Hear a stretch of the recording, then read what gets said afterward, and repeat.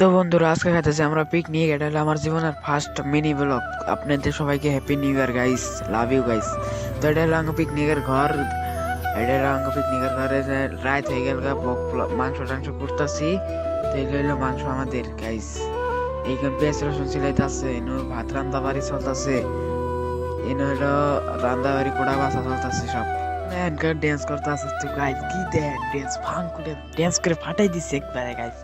পুরো ফাটাইছি ড্যান্স করতে করতে গাইস। তো অনেক অল্প ড্যান্স দেখেন গাইস।